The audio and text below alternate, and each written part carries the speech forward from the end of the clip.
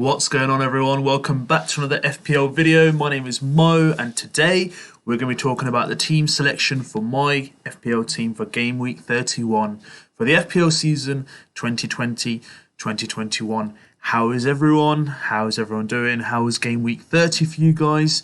So what I'm going to do, I'm going to go through my transfers and go through some questions you guys have sent through to me in regards to your team selections and how I can help you in regards to making sure you guys can get the best score for your game week 31. So before we begin, if you've been to my channel before and you haven't subscribed yet, hit the subscribe icon.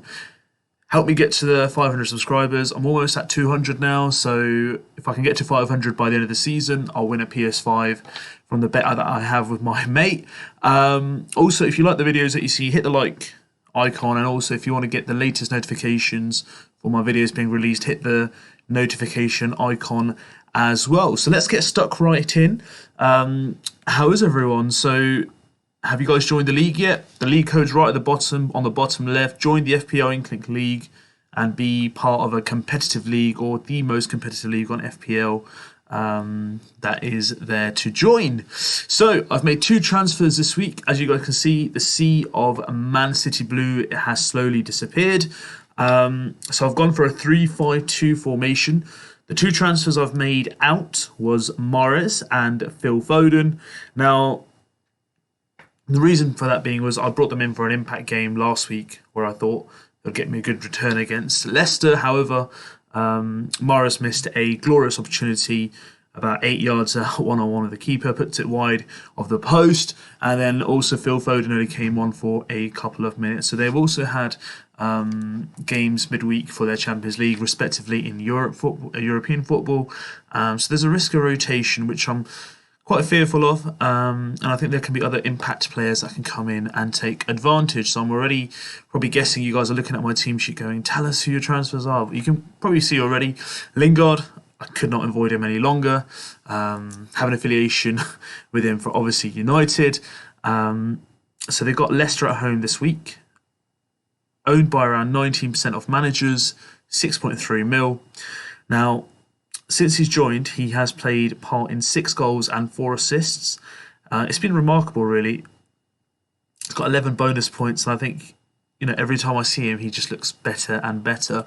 Obviously, I had my doubts about him because I didn't see him play for United week in, week out because of, let's say, Ollie's preferences or lack of match fitness or form.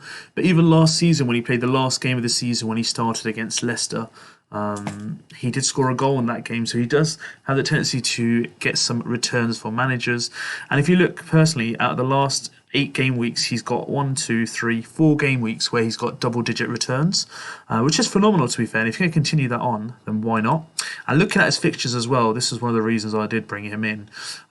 Yes, he's got Leicester followed by Newcastle. Chelsea will be a good game. Then Burnley away. Difficult game against Everton, and then Brighton, West Brom and Southampton. Now, if he remains fit, he's going to make a really good stake and claim to the England call-up for Gareth Southgate. He didn't play in the international break here, so he's quite fresh. And they've got a lot in terms of European football to look forward to. So I think they're in the top 4 at the moment, which is a huge achievement by David Moyes. And if they can achieve Champions League football above Liverpool, Chelsea, let's say United or Leicester as well, and Tottenham, I think that'll be probably the achievement of the season. I might even go as far as saying, it might be second to the achievement of Leicester a couple of years ago, winning the league. I'm not going to say it's better than that because that was phenomenal as it was, but it's probably going to be in that kind of like a category of, the success stories for a club to do better than their expectations. So this is why I'm backing Jesse Lingard. I think he's going to be a good player to have in my squad. Is there a risk of rotation? I don't think so. I think David Moyes trusts him enough. They've got that kind of bondage and he wants to prove a point. So that's why I brought him in. My second player that I brought in is Jota, owned by 11.5% of managers. Price is 6.9 mil. He's got 69 points. And you can see in the last 2 game weeks, he's got 3 goals. And even in the Champions League, he contributed to, the kind of forward drive that Liverpool were playing in that game. I think, with Jota, Liverpool look very potent up front. You have Firmino as well. I think Firmino's got away with a lot, if you ask me personally. yeah, they won the league with him, but I think, Firmino generally hasn't performed that well. And I think, he's got away with a lot because of the great form that Mane and Salah have had. But I guess once them two have, recently fallen off the pedal or the boil, you can now really see that there are players who can come in and take advantage. Mane hasn't been that great either. But for me, Jota is someone who's going to be impactful. And if there is a risk of rotation and he doesn't play, I do have players on the bench such as Ollie Watkins and Alioski to come in. So let's go through my squad. I've got Martinez in goal. So they've got Liverpool away. If I can get a clean sheet with him and Konsa in my defence, well, I've got a choice out of Konsa or Alioski, who's playing Man City. And Man City are playing at home. So I'm just going to take a deep breath and just wish for the best, that there's damage control, and if they pull away with a clean sheet, that would be a really good kind of return for me for this game week. Yes, Salah has been quite impactful, Jota has as well, but Aston Villa got a good chance to, regain some form. They haven't been that great since Grealish was injured, so this is a great chance for them to really come in and kind of prove a point that, look, we are here to be reckoned with and we can have a strong finish to the season, just like we had a strong start. So Liverpool might still be scarred from the early drubbing of 7-2 early this season against the same team, so we'll wait to see. I've got Rudiger here. I mean, he had a bust-up with Kepa during training on Sunday. Will that kind of impact his selection? I'm not too sure. He wasn't played against West Brom. Even if he did, he still would have got me 0 points because they conceded 5. Did I see that result coming? No. Do I think he'll be benched again? I think not, because obviously Silva is, I think he's suspended because of the red card, so I think there's a good chance he will start. They're playing Crystal Palace, so I'm assuming they can be strong enough to keep a clean sheet, and I think they'll address the errors and the areas of concern that allowed them to concede so many. I mean, they went 14 games with 2 goals conceded, so I guess they had to catch up mathematically somehow. So I can see Rudiger definitely playing, well, I can never say for definite, but I can see a strong chance of him playing this week. Then I've got Reguilon. He's going to be playing here. I'm literally just keeping him until they play their double game week, which is in 32. And he hasn't really paid me any dividends over the last 5 game weeks. He's got me 4 points, which is not great. But I've got him in my squad. It's against United. Can they keep a clean sheet? Not too sure, but I'm going to keep Reguilon in. See how I can go. I'm definitely going to keep him in, as I said, till game week 32, and after that, I might make some defensive changes. It might include Rudiger as well, because obviously Chelsea then end their kind of glorious fixtures against Brighton. Then you can see a bit more difficult fixtures in terms of West Ham, Man City, Arsenal, Leicester coming along. So we'll see how we bear along. I may do that, I may not do that. We'll have to wait and see. In my midfield, I'm playing all my 5 midfielders. So Son, selected by around 40% of managers, 9.4 mil. Just coming back from injury, so not much to write home about. But he's always impactful, 180 points this season, 13 goals, 9 assists. And, after what they did previously to United in game week 4, he got 18 points, 2 goals and assists that day when they won 6-1. Will it be a similar scoreline? I highly doubt it, but you never say never.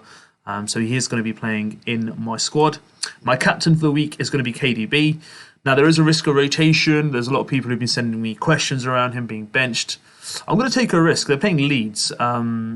He's been playing really well. He was quite unlucky not to get any assists or goals against Leicester. Played really well midweek in the Champions League. 128 points. Price is 11.9 mil. 20% ownership. I think he's going to be quite a popular captaincy choice this week. 5 goals and 11 assists this season. I don't see a reason why he won't be not only just a captaincy choice, but in people's squads as well. So I may see people bring him in a lot more because of the nature of the game. I don't think Leeds are going to back off. They drew 1-1 earlier in the season against the same team. So it would be good to watch out of how Kevin De Bruyne pans out. We've got Bruno Fernandes, 11.6 mil, over 200 points, 58% ownership. He's had a few quiet weeks after, despite the Man City penalty. If we take that penalty week out, the last time he actually went big was against Newcastle on game week 25. So he's had 3, 3, 3, 5. So, 11 points in 4 games, barring the City game. So he may go big. You never know. This season, he's already got 16 goals, 13 assists. Will they get a penalty? Will they get like a free kick, or will he be able to like kind of like do some magicianry art that he does in terms of creating a goal? Wait to see. I mean, I already discussed Lingard and Jota in detail with you guys, so that's my 5 midfielders. Patrick Bamford, I'm keeping him up front. The reason why is that there's a toss-up between him and Watkins, obviously, but Watkins isn't on penalty, so I'm just going to take a risk. And I wouldn't feel comfortable having 3 Aston Villa players who are playing Liverpool, despite Liverpool being in a bad form. I may live to regret that decision, but he's not my first choice. So if someone isn't played in terms of my attacking returns, he can come on. And then I've got Alioski as well on the bench. So Bamford against City. Let's see how he's done the last couple of game weeks. He's got 1 goal and 1 assist in the last 5. 47% ownership, nearly 48%, 6.7 mil, over 150 points. He's always there or thereabouts to either create, be part of the goal scoring. So Leeds can really benefit from what he can bring to their kind of like game plan. So it'll be interesting to see that. And then, of course, Mr. Reliable Harry Kane, nearly 50% ownership, 11.7 mil in price. He's gone up in price this week as well. If you look at his last couple of game weeks, he's got nearly 43 points in 5 games. 5 goals and 2 assists. The guy's an absolute machine. Why I'm not captaining him this week, I don't know. Will I rude to regret that decision? Will people still captain him? I'm not too sure. The temptation's there, but I just generally think United will be defensively more sound. I think Leeds will be more kind of like susceptible to an attack, but we'll wait and see. I'm going to stick with De Bruyne because I've had that gut inkling to keep him. So we'll see how that goes from there. So that's my squad, guys. Let me know what you think. Let me know what you think of my transfers. Let me know what you think of the general squad that I've selected. Are you happy with it? Any concerns? What stands out? Have I kind of like simplified something for you guys? I'd love to hear from you guys on YouTube. Just leave me some comments in the video. My Instagram, drop me a private message. Or you guys can contact me on Twitter, which most of you people do as well. So let's go through the questions that I do have from this week. So I was asked who was the best captaincy option. So I did a captaincy video. So I'm giving you guys my captaincy choices there. But for me, Kevin De Bruyne is going to be my first choice. Which is the best team for wildcard in terms of kind of powering up on? So I think after this game week, or even during this game week, I think Liverpool would be someone you can consider. So if we can see some of their fixtures here, so you can see sea of green. So Liverpool will be someone I'd consider. Am I going to go out with 3 players from Liverpool? Probably not 3, maybe 2. Kind of depends, because I wasn't too impressed by the way they played against Real Madrid, so it's kind of made me think a bit. I'm definitely not going to keep 3 players from Spurs, as you guys can see here. There is a few greens here, but I think Reguilon might be dropped. Now, should I drop Reguilon?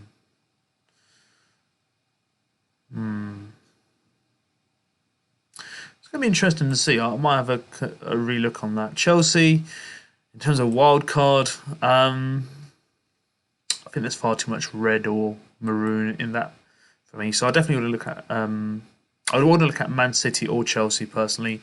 Manchester United, a bit too much red there. I think definitely Wolves have really good fixtures.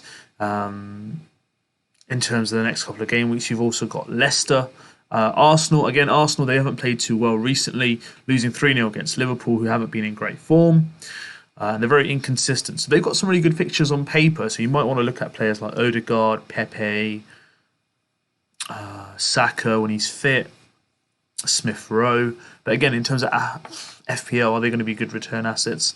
That's yet to be seen. So those are the kind of teams I'd focus on around wildcarding if you want to stack up on those teams. Which players would you recommend avoiding? This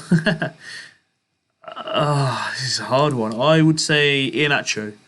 I think it's just the fact that they've got players coming back. Leicester, they've got Maddison who's returned, Mendy who's returned from injury. You're probably going to have Harvey Barnes coming back in a couple of weeks as well. So Iheanacho, will he be back to rotation?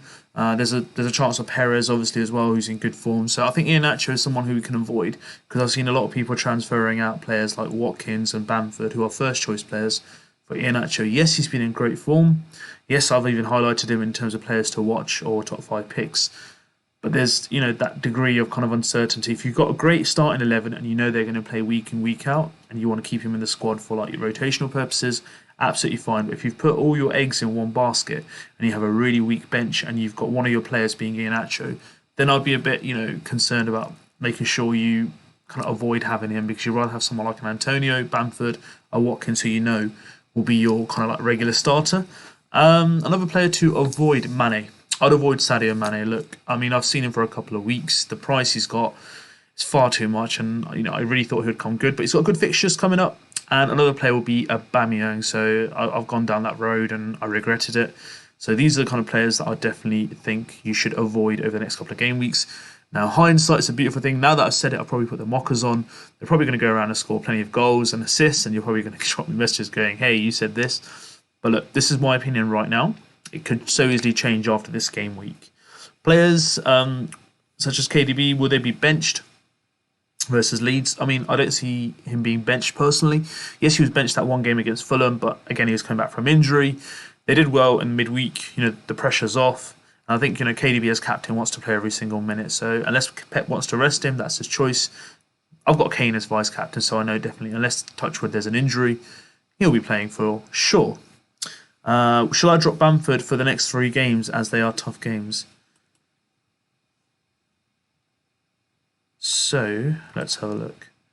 Oh, yes. So Man City, Liverpool, Manchester United. Again, look, it's your choice to drop him. It depends when you've brought him in. If you've had him in from like a long time, you may have him for slightly cheaper price than 6.7 mil. Will you be looking to bring him in?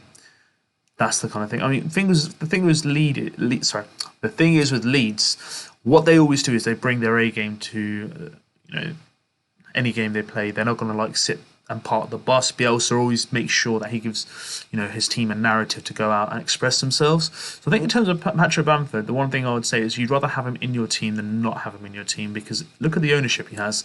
If he scores 1 goal, and you are one of those team players that don't have him in your team as a manager, it's going to be a bad week for you. And I think look at the fixture swing after that. Is it worth getting rid for 3 game weeks? It's your choice. If you feel that there's a better option out there for the similar price, I mean, who would you look at? If we look at, even Antonio, we'll look at West Ham's fixtures, Leicester, Chelsea. Yep, again, they've got 2 difficult fixtures there. And if you look at Ollie Watkins, Man City, it's not great for Liverpool. It's not great fixtures elsewhere either. So maybe sticking with Bamford might not be a bad choice. So for me personally, I would stick with Bamford if I was you. Is it too late for Lingard? Well, no. I've got him into my squad, so it's not too late, clearly. Get him in. There's no harm. I think he's got some good fixtures coming up, and the way he's playing, there's no reason why he can't actually, not deliver the goods that he's done over the last couple of game weeks. Is Trent Alexander's price too much in terms of a Premier's defender, and should I get him in? By the way, guys, if you see me keep looking over this way, this is another computer screen where I have all your questions on social media written down, so that's the reason why. Let's have a look at how much Trent is worth.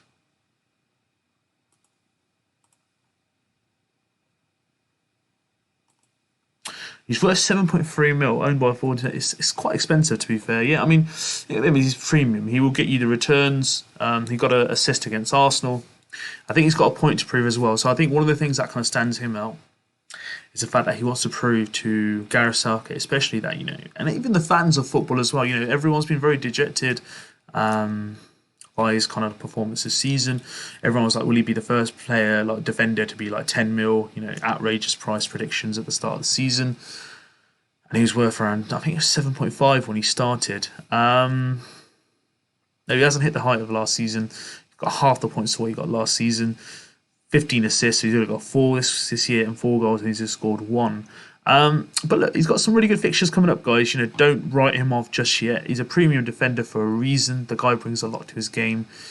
I think clean sheets wise, they will be susceptible to conceding. So I don't think Liverpool are out of the woods in terms of not conceding, because they haven't got Van Dijk, and he was kind of like their stalwart or their their rock at the back, who's going to make sure that they're going to stay cool, calm, and take care of any kind of dangerous situations that arise. But I think in terms of attacking returns, but then I think you should compare that to someone like Cresswell, who may have slightly difficult fixtures, but he'll probably have the same potency in terms of return. And but look, if you've got the funds and you think you want to have a premium defender and Liverpool is someone you're looking at, then Trent for sure. But I think, it is a bit too excessive in terms of price for a defender. I would look elsewhere, maybe like a Cresswell in this situation. Robertson's around 7.1, so it's only a 0.2 mil gap. But I think, in terms of attacking returns this season, I think Trent will give you more potency for the last half of the season, or the last third of the season, should I say. What has happened to Sadio Mane? Good question. I mean, this season has been absolutely, I'd say, disastrous by his standards. I mean, there's even rumours of him being dropped just to, give him a bit of time away. He's owned by less than 5% of managers, 126 points, still 11.8 mil in price. Only 7 goals and 9 assists. Got 2 assists in the last 2 games. He's not done too bad, but if you look at the drought before that, until game week 20 all the way to 27, 7 game weeks he blanked. By his standards, such a key part of Liverpool team, and in terms of value wise, the price that he's worth, I don't think he's done justice to his price and basically his ability as well. So yeah, I mean, Mane hasn't been in great form, but hey, you've seen the fixtures now. If you want to take a risk, you want to be a differential, bring him in. Now's the time. Iheanacho for Bamford or Watkins. Already discussed Iheanacho. You got my decision on them. I'd rather have Watkins or Bamford in my squad over him due to risk of rotation. Will Rudiger play this week? As I said already, I think he will because of the red card to Silva. But we'll wait and see if there's anything more that comes out of the bust-up that he had with his teammate Kepa.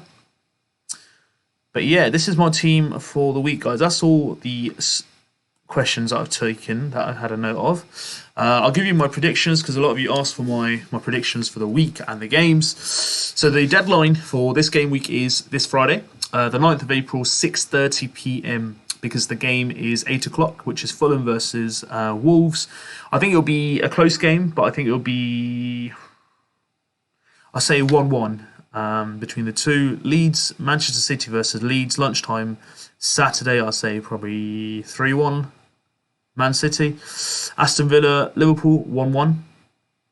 Crystal Palace, Chelsea, 2-0 Chelsea. Burnley, Newcastle. I'd say 1-0 Burnley. I think it'll be a close game. West Ham, Leicester. I think it'll be 2-2. Spurs, United.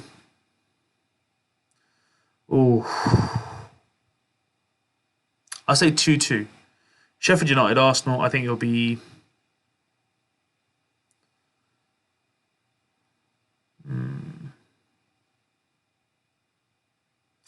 I think based on what I saw against Liverpool, I thought they were really. What's the right word to say? I think they were really depleted. I'm going to say 1-0 Sheffield United. I'm going to throw the spanner amongst the work. So yeah, 1-0 Sheffield United. Let's see how that one goes. West Brom, Southampton. I reckon Southampton will win 3-1. Brighton versus Everton. I think Everton will win it 2-1 as well. So that's my prediction for this week, guys. This is my team selection for Game Week 31. How did you find it? Let me know what you think. Leave me some comments or let me know what you guys feel of my team selection. Have you guys selected anyone similar? Have you got an eye on player that I haven't discussed? Let me know. Hit the subscribe icon to subscribe to my channel. Join the FPL INKLING family. Hit the like button if you like this video and hit that notifications bell icon if you want to get the latest notifications for my content. Also, help me get to the 500 subscribers by hitting that subscribe button, which I've mentioned already, so I can win that PS5 by the end of the season. Have a lovely game week. Best of luck, everyone, and I'll see you guys in the deadline video.